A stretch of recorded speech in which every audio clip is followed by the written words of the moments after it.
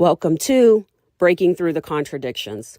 The goal here is to review some of the common contradictions we have lived and have had various conversations about and how it impacts various areas of a child's growth.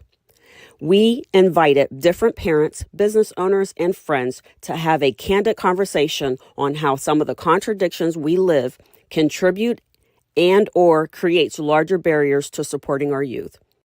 The views and opinions expressed by the guests, speakers, and participants in this context are their own and do not necessarily reflect the views or opinions of the organizers, hosts, or any affiliated individuals or organizations. We encourage open dialogue and diverse perspectives, but the individual viewpoints shared during this discussion are personal and should not be attributed to any collective entity involved.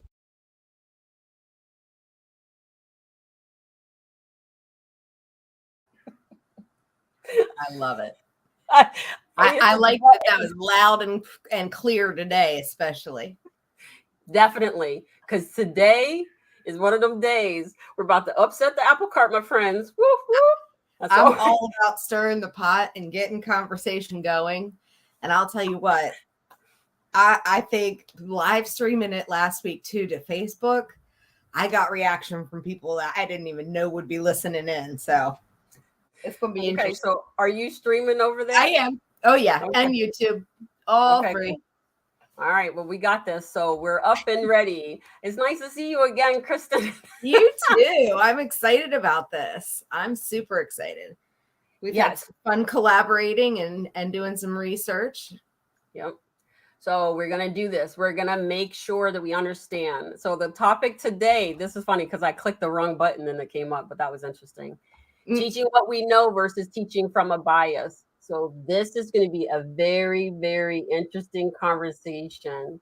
Hi, guys. You guys came to visit us. Woot, woot. Yay. People are here. All right. You ready? Okay. As ready as I'm going to be. Teaching what we know. What is meant by that is history is history. His story, her story, our story is still history. So what has already transpired is what we know. Teaching from a bias would suggest or recommend or encourage us to teach from a different position that says that I don't want to, that truth is not a truth I want to continue to teach because it doesn't, it harms me, or that's not what I believe, or it can't possibly be that. So this is going to be a great conversation. So let me start by these key takeaways. I like it. You ready? Yep. Implicit bias has become embedded in our culture. Research shows it starts at a young age. 1. 2, despite educators' good intention, implicit bias and microaggressions are prevalent in classrooms. 2. Training can help educators untangle these biases and create welcoming, did you hear that? Welcoming environments for students. Number 3. Okay, so I'm ready. You ready? Okay, we ready. So tell me, what are your thoughts about, first of all, you might want to share how we ended up in this subject. Absolutely. So I brought this up to Tabitha from the standpoint of the change in the social studies curriculum, in particular in Florida, and how as a teacher, if I were in the classroom, I would have a really hard time morally and ethically teaching what they were telling me I had to teach. And honestly, I think it probably would have been a breaking point that would have made me walk away from my job. And one of the things that we discovered then in doing this, I started doing research. The number of teachers that are flooding out of Florida, it's just unbelievable. The numbers are 1,400 teachers just since the beginning of the year. They have, 14,000 vacancies since the beginning of the year. I spoke wrong there. And they are, biggest issue is that they're fighting to find people because they are not wanting to teach anything controversial, and they're the 48th lowest state in salaries for teachers as well. So so when you mentioned to do this, and I was like, Florida, oh Lord, here we go. Okay, so here's the thing. So Tuesday when we had our Save Our Kids, Dana brings up the fact that she's like, your numbers are good, but it's higher. So while I was on the show, I went up, and from the time I started until the time I got here, I was at 35%, wanted to quit, but now we're at 55%. So that's a 2022 number. And so what that's saying is that this is not okay. And so Florida is actually just, I mean, that was just a tipping point for a lot of things. History is history. That's why I started that way. History is history. And at the end of the day, when you say that you're going to rewrite history for your own sake, and from your own bias, you're literally saying that everybody and all of their pain and suffering and everything that they did prior does not count. It's not valid because it's not the history that you want to share with others. And I think it's really sad. It makes you uncomfortable. So uncomfortable. No, it angers me. Well, I mean, the people that are changing it, they're uncomfortable by what really happened. So how can we admit that this is what happened? We need to change the narrative. That is true. That's 100% true. Because I feel like, so if it makes you that uncomfortable, how does it make, so what are we doing to our children? Because all of these, so breaking through the contradictions actually started because I learned that there are lots of contradictions we give our children that are harmful to them later in life, right? Yes. And then we can't figure out why they can't seem to get their lives straight. And that's because they're trying to catch up or figure out that catch-22 in a way that's going to be helpful for the progression of their lives. So if we evaluate the ones that we know that we're doing harm with and make those changes, we are actually contributing and participating in that child's improved child development in a way that's going to be very helpful for them. Absolutely. So Absolutely. This is sad. When I was in social studies, and Susanna, you have 2 degrees. That's amazing. Right? First of all, hats off to you. I was supposed to be a forever student too, but I was like, I tap out. There's all this stuff is not real. I remember sitting in my world studies or social studies class, and they were like, Christopher Columbus founded US. And I was like, that's a lie. US was already here. And there were people populating, and what you did after was horrible. And then you're going to try to, and so that's a whole entire big thing, right? But what he did once he planted his flag on somebody else's land was inappropriate, right? But you wrote Let's not call it discovering, yeah. Let's not label it as, oh, he's a miracle worker, he found it, right? But then we go over here, and so what's happening with these teachers and stuff? So if we go back to some of the things, couple of things that I had mentioned early on, everybody has a good intention. Nobody's walking into this saying, I'm going to teach these students bad things so that they can live a life of badness. Exactly. They teach it because this is where they're from. This is what so they're being told to teach one thing, which is kind of opposite of what they understand and know. But their biases exist in there that actually cause the students more harm. So how do we get around that? Or what should we do as teachers and parents to kind of combat that? Because that's where part of this stuff is. I think a huge component is speaking up when we disagree. I'm sure there are people that support, what has happened, but I find it hard to believe that there aren't more people that are aghast and totally against what's happened. So why did we let this through? Like, what are we not doing? Or how are we not, getting enough support from our community? As a community stakeholder, if I lived in Florida and found that out, I'd be rallying the troops to do anything I could to vote, and getting people out to the voting booth on election day and paying attention to who was speaking up for what. Because that's something that just blows my mind when I think that they are literally asking teachers to change the narrative completely, not just on slavery, but even like the Tulsa massacre. They want to spin that and say that actually was a good thing that happened because, we were able to make sure that we gave jobs to people afterwards. Oh, no. Are you kidding me? When I first heard that crap, slavery was not of benefit. I don't care which way you turn that. Nobody wants to be enslaved. No. Okay, so let's be very clear. Slavery. hang on, because we still are in a form of slavery. Let's be very clear about that. But the type of slavery that happened then, people were beaten, hung, they were dragged, they were raped, they were mutilated, they were separated from their families. There is nothing beneficial that came out of it but an understanding that animal got more rights than a Black person. And that is not okay.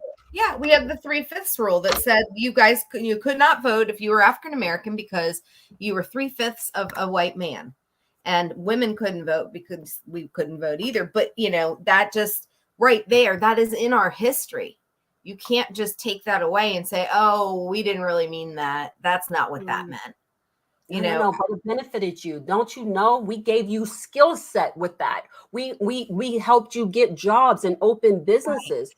No, you actually told a bunch of people that it was that you can't go out on your own. Nobody is going to hire you. Nobody's going to give you that. So I like what Susanna says. I dealt with the interpretation and Cold War history in terms of why it began. Traditionalists said it's Stalin's fault. So, and he was only protecting his interests from aggressions of the West, and the post-revolution revisionists said it's Stalin's fault. But at the end of the day, what are we doing? There's no fault involved. Why do we have to point the fingers? What happened? Was it right? Yes or no? No. Okay, what do we do next to stop it from being that way? Right.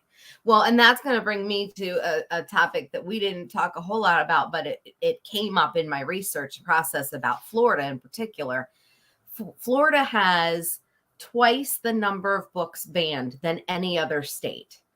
So the top 5 states, Florida has the most banned with 1,400, and that is since March of 2022. So that's just since March of 2022 when this all started, and it became so popular in the news. The next state is Texas at 625. So right there, we're like 800 less right there. And then that drops. Missouri is 333. Utah has 381 and Pennsylvania is 186. And oh my gosh, both states I'm in. So it's amazing. But what's the purpose in banning a book? So you don't want to do it in the truth. Yeah. But then you go to, I'm going to take my kids. I took my kids to the library every weekend. So not library, Barnes and Noble. So they were able to read whatever. Yep. And my full belief on that is, if someone's telling you not to read something, run to the closest library or store and get it to find out why they don't want you to read it. Because there's something that people are hiding, and these books expose those things. The other thing is they don't want tough topics being discussed with our kids in school. We can't be discussing, topics like LGBTQ rights. Even DEIA JB is getting tricky, and that's DEI with the diversity, equity, and inclusion. They've just recently added the J and the B there with justice and belonging. And that to me is huge because you said it earlier. It's not just about it being included. It's about belonging and feeling like you belong somewhere. And that's something that we're missing. School, kids don't feel like they fit anyway. And now we're making it harder. And so with them banning as many books as 1,400 books is a lot of books to ban. So the books you allow to be in the library in your school, those are acceptable books. But do you know any of the books that were banned? Do you have a list of any of them by chance? Let me see if it'll give me any of those in here. It has the whole country in this article. It's an article from the Miami Herald just recently. And I think a lot of people are angry about Florida behind this because that was just tragic. That was tragedy. And so many teachers leaving that area for teaching. That means that now the children are actually going to be more impacted because not only, first of all, we have the internet. So I don't care what you do with a book in Florida, you're not going to change the fact that we're going to eventually tell. So at home, those who are in Florida, who can't move, who are having this struggle, parents, if you're in this situation, and I know you're in that fight, at the end of the day, just, I don't know, I would exclude my children out of certain classes and then make it and put them in another class or even home and teach them the history the real history and not allow the school to do it. This is where that parent one, home, parent two, school comes into play. Because if you take that into a co-parenting situation, mom and dad cannot get along. So in mom's house, you're able to strip naked and run through the house butt naked, right? And in dad's house, you have to keep your clothes on. So you have to figure out what works. Well, you don't like it. You don't like the fact that when they come over there, they're doing all of those things. So then you have to make rules for that. Same difference. If you don't like what's happening in your schools, make it a point that you inject what you need to. Those kids are, what did I tell you? Those kids are in school 2,000 hours, right? So that's what I figured out. Oh yeah. The children, nope, that's us. Children are in school for 180 school days for 1,260 hours per year, right? Yes. If that's the case. So parents are away from their children for about 2,600 hours per year. If you look at that by itself, that means you need to incorporate some other time for you to teach them the history that you need them to know, and not the history that is taught through the bias of someone saying, I don't want to do that. Or on the flip side, if it's not being covered, if things that you learned in school are not being covered, go find the book that taught about it and read it, because chances are it was banned because they don't want you to know what was in it. Just looking at a few of the books to give you an idea, we have books like Girl Parts that were Flowers of Algernon was banned. Let's see. Girl Parts. Why would you ban Girl Parts? Because it probably talks about something inappropriate sexually. Who knows? Girl Parts. If there's no tomorrow, that's the name of the book. I'd be interested in knowing what it's about. It's called If There's No Tomorrow. Julian is a mermaid. That's been banned. Kissing Kate, Later Gator has been banned. I'm gonna have to look up some of these books. Well, now I'm very curious about why some of these, and some of them I know as, middle school, young age novels that I read that I'm like, what was in that they would be like, oh, you can't read that anymore. The Anne Frank story. What? Are we now going to argue that Anne Frank didn't happen and say that, that whole thing didn't take place? Oh, wait, people already claim that didn't happen. People Kill People has been banned. Perfectly Good White Boy. Wait, that got banned? Uh-huh. Yep. Let's see. I'm trying to just... This is nuts. Running with Scissors, a memoir. I know for a fact that one has to do with abuse and stuff. Stitches, a memoir, another one that's been banned. What Girls Are Made Of. All Boys Aren't Blue. The Kite Runner. I mean, that's a classic.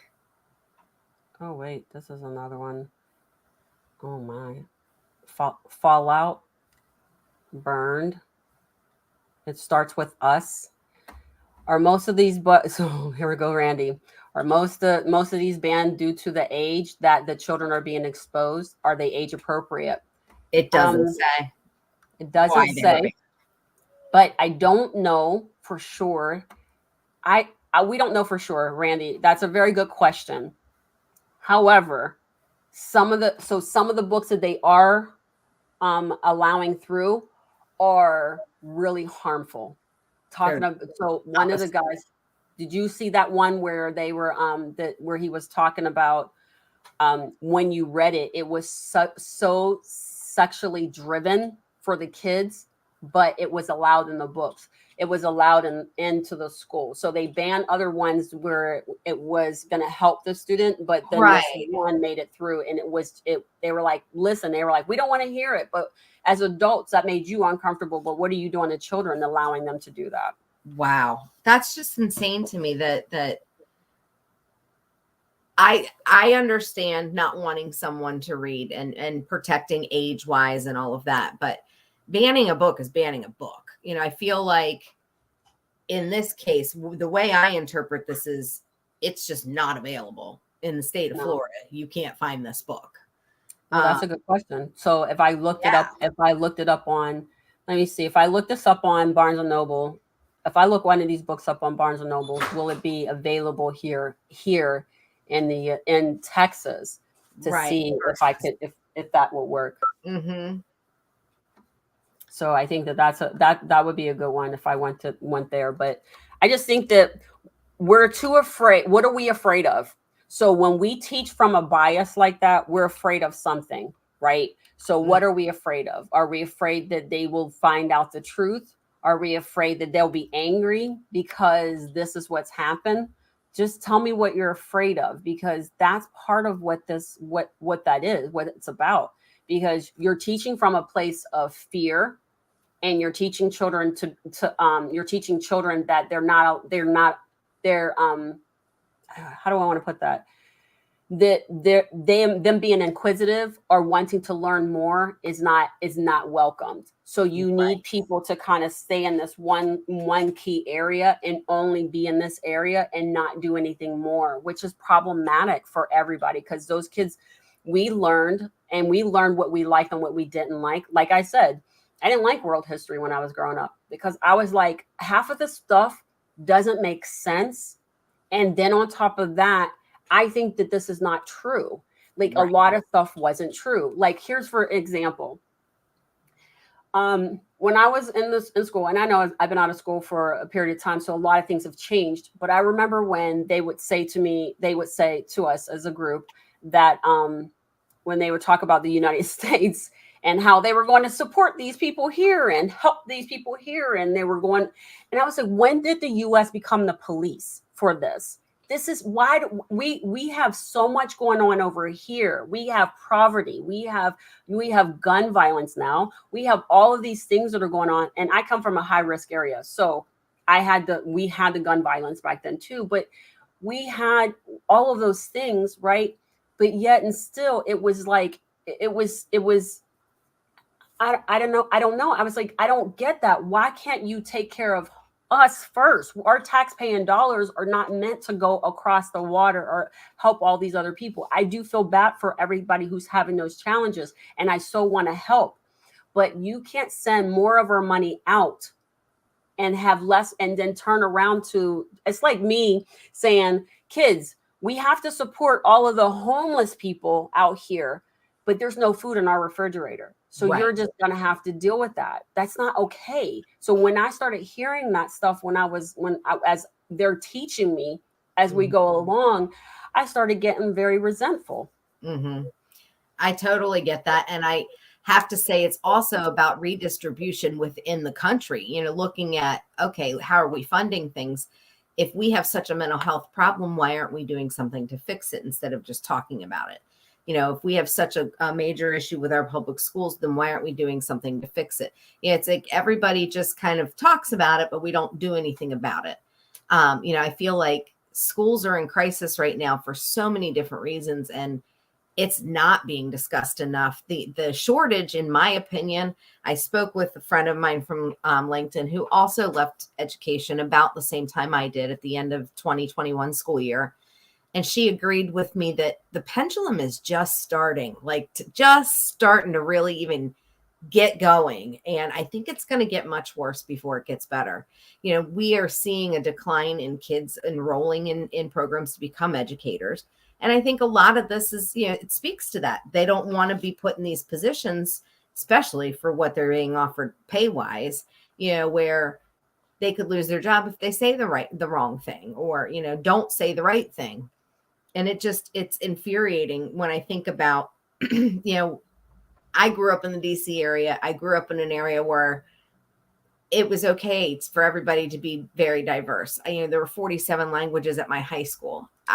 Some of my best friends came from countries all over the world. And then I got to college and realized, oh, the rest of the world's not like where I grew up. Yeah. And that was like me taking that step back and being like, okay, so we're the outlier there. The rest of the country is not like where I live. And having to recognize, over time, as I've moved around in the country, meeting people where they are, but also trying to educate, because a lot of times I feel like it's just lack of knowledge. It's Well, my pastor stood up at church and said that we should all call and ban this book. So that's why I'm calling. My father ran into that as an English teacher. He literally had a parent call and say, I do not want this book, want it to be banned. And he said, can I ask, what you found wrong with it? And she said, well, I haven't actually read it, but our pastor told us to call and tell you that we wanted it banned. So we're just bandwagoning and not even knowing why we're banning things. And I think there's a big thing. Randy brought up, are they up for being challenged and reviewed? The document I found is actually posting like the number of yeses and nos per book as they got them. And it does not look like there'll be anything coming back anytime soon from what I'm seeing in this article, but it's unbelievable. I'll tell you I'll tell you what happened for us. So my daughter was in elementary school. And I remember her, I'm okay. You're going to read with the school. You follow the curriculum until the curriculum goes awry, right? And so this example is actually a really good example of parents pay attention and say something. Yes. Don't sit there and do nothing. So this is what I'm going to tell you. My child came home one day from school and they had done a project with a book. And the book, I don't remember what the name of the book was, but whatever it was in there, that it was like these little letters or something. And so everybody was tasked to go ahead and read this book. And at the end of it, they were supposed to anonymously write little secrets about their lives and post it on the physical wall in the classroom. I was fine with that all the way up until she was like, I'm bothered by some of the things I'm reading. And I said, well, what are some of the things I'm reading? My dad sneaks into my room at night. I don't like it. I want to kill myself because I just don't like what's happening. That's a second note. There was all these weird and unnerving like messages. Yeah. I got so frustrated and so angry. I called the school and I was like, I need to understand why this was an acceptable thing to be added into the curriculum. And they said, well, it's based off of a book. And I said, I'm fine with the book. I'm not fine with the activity. The activity is actually causing. So I will ask this question. My question to you is, are you contacting the parents of those children who actually wrote those notes and posted it on your wall? You know what they told me? No. And I said, so illegal. They're mandatory reporters as an educator. Here's the answer. Here was her, and now that you say that out loud, I know exactly why they told the children to do it anonymously. We couldn't be sure of whose handwriting it was. And that's what she said. And I went in and I was like, oh, so is this the game we're going to play? And she was like, this is, she was like, I understand you're upset, but, and I was like, okay, pause.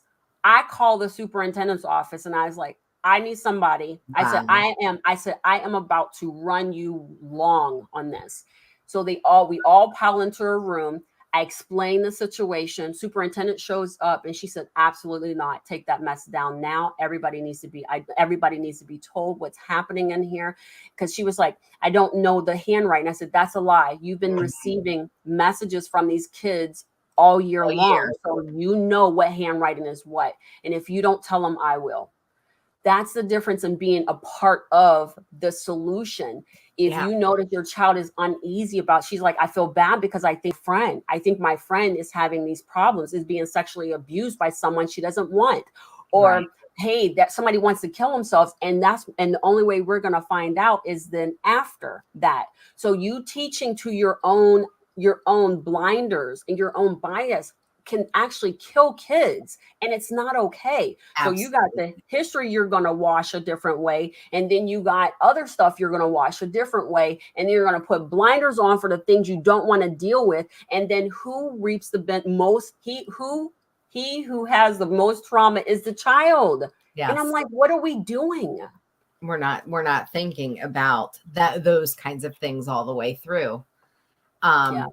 You triggered me with a couple of those things. One as a teacher, but one as a student too, both in terms of mandatory reporting. I had a situation where my first 7 years of my career, I taught in a very affluent school where the goal was to get kids from like the low 90s to the high 90s on their test. They were going to learn if I showed up, whether I showed up or not. And I finally decided I really wanted to know if I could teach. So I moved to a Title I school where I felt like I had literally walked into a different world. And I was 13 miles from my first school. It was night and day in terms of resources that were available. At my first school, I had everything you could ever imagine at my fingertips, technology-wise, supply-wise, beautiful building. The building was renovated, just right when I started there. But everything I could have ever wanted, if I needed it, all I had to do was mention it. It was gotten somehow. My second school, I was handed a key and told your trailer's out back. And when I got there, the key didn't work because the door didn't lock. So I just walked in, and there was one bookshelf built into the wall that had 3 tiny little shelves on it. And there was one basket that had old colored pencils and markers in it. And that was it. That was it. And I was like, where's my furniture? And he's like, this is it. I'm like, wait a minute. And that's in the same district. But that same year, I had those students do what I always did. I always had students write me a letter telling me 3 things about you that you want me to know. And every year, they were wonderful, fun letters to read until that year. And I bawled my eyes out that night.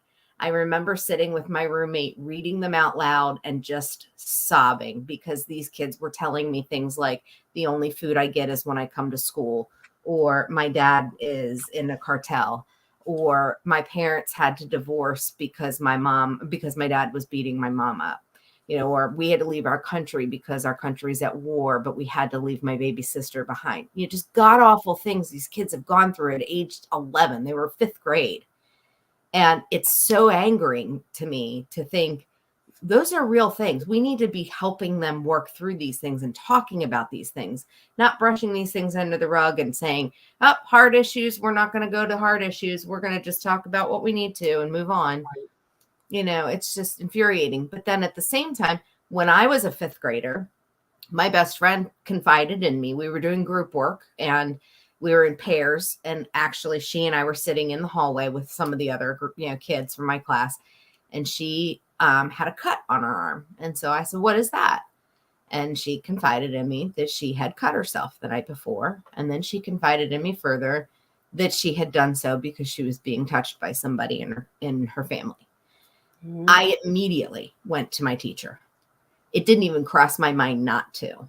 Right. And my teacher went into immediate crisis mode and handled it so appropriately. Now in the job I'm in, I look back and I think, man, she nailed that for 1980 something. Like they didn't know what they were doing with that kind of stuff back then for sure. And she did everything she should have done to get that child support and make sure that she went home to a safe place that day. But it's just, we can't sweep these things under the rug and not talk about them. This is true, but I'm so glad. So I'm really sorry that this is happening, but I'm glad that you said it out loud. And the reason why it's important to say it out loud is that a lot of adults forget what it was like to be 11. Yes. Okay. And then we forget that these kiddos are dealing with so much more than what we were dealing with back then. And if you can imagine this, your friend being touched at that age, and that's like, and back then is probably like a one-off, maybe 1 in every 20. Right. But now that's to the point where this is happening probably in a lot of households, and nobody is talking about it. And then what are we supposed to do with that? And I feel like if we don't hurry up and start listening to the little people, that's why that is 100%. I believe this all the way to my core. The reason why we have the amount of mass shootings and fighting and things like that is because we are not listening to them, and the only thing we listen to is gunfire, death, and despair. And that's why these kids are like, nope, we're not listening to you people because you don't listen to us. And let me show you what you not listening to us does for you later. And so they Exactly. kick you out. Well, and I'd be remiss if I didn't mention that, the shooting that just occurred last night in Maine. Once again, I bet it's not even something a lot of people listening right now even know about yet, because if you're not looking at the news, I wouldn't have known. It's an everyday occurrence. It's just, oh, where was it today? Okay. And it gets so, unfortunately, I feel like we're so desensitized at this point that we need to come back and reevaluate. No, this is not okay. It's not okay to be okay with these things. And don't tell me, oh, well, my kid draws, pictures of people playing with guns because that's what video games are like. Well, then maybe they shouldn't be playing those video games. Like, be a parent. Like you said, step up to the plate and be a parent here. Don't let them play Call of Action and then wonder why they think it's okay to hurt women. Yep, that is true. So I'm glad. And don't play Call of Action with them, because there's a lot of people who do that. Leave that to the adults. I mean, and make it sure that they're adults. It's Absolutely. it's MA. It's mature. Don't do that. Don't, because you're desensitizing everything. And because absolutely the news is weaponizing. That is why this is all happening. So I agree. I had a 5-year-old ask me my very last year, 2 years before I left the school system. He said to me out of the blue, we were not talking about anything related. Miss Norai, what's a hooker?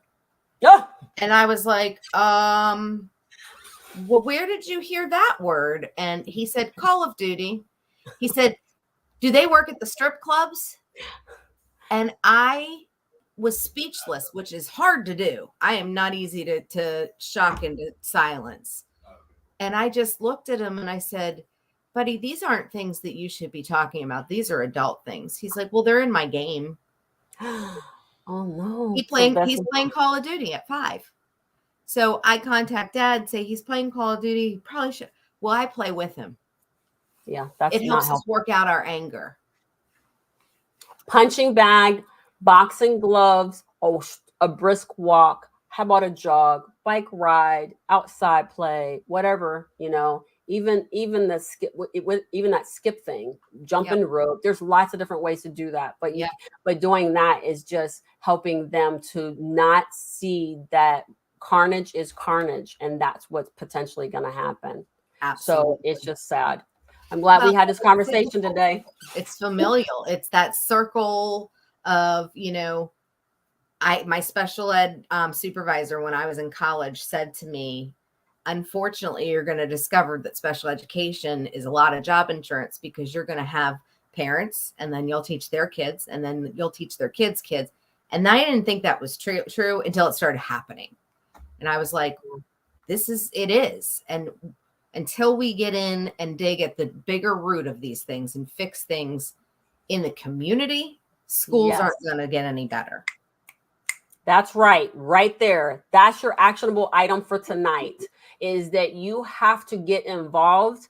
And in order to change the schools, you must change the community and be involved in your child's life, because 100% that is where you're going to be able to save them the most, because they see it because they're preceding you. But at the same time, when you catch up, when you realize, you look over their shoulder and watch what they're reading. If they were reading Playboy, would you be okay with that? Try not to do other things that's going to cause them problems like that.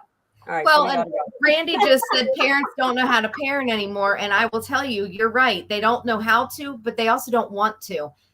I can't make this up. My last year in the public school system, we had 8th grade girls that were getting in a fight at school. Mm-hmm. At the end of the day, they had planned to meet back up. And of course, 8th graders aren't quiet. So we found out on the staff and we were ready. What we didn't know is that the 2 girls' moms were going to join them and were outside ready. And we ended up having to call police and have the mothers removed from the campus. So that's what we're modeling. Mom, it's okay for mom to do this. How are we going to expect that 8th grader to understand they shouldn't be doing this? Yeah. And so as we go ahead and wrap up here, I want to say this thing. Too many kids. Thank you, Susanna. Yes. Too many kids do not know the difference between those games and reality. They play so much that it's easy easy to have fun stealing cars and killing. 100%. And then that's what the problem is. And that is it. I'm glad we were able to have this conversation today, because it's actually going to help spur up new conversations that are going to help support our little ones, because what we're doing with the contradictions we pass off and the things that we teach our children and the biased glasses that we always talk from actually impact our children in a way that can potentially be extremely harmful. Absolutely. Thank you very much for sharing your time with us today. Thank you, Kathy, Susanna, Randy, all of those who are watching and not commenting. We do appreciate you and your support, everybody. Until next time, words are power. Remember to use them wisely. Thank you for your time today. We appreciate the support and look forward to you visiting us again next week. Same time, same place. Until then, words are power. Please remember to use them wisely. If you have an interest in discussing a contradiction or would like to be on our live show, please let us know and send us a direct message.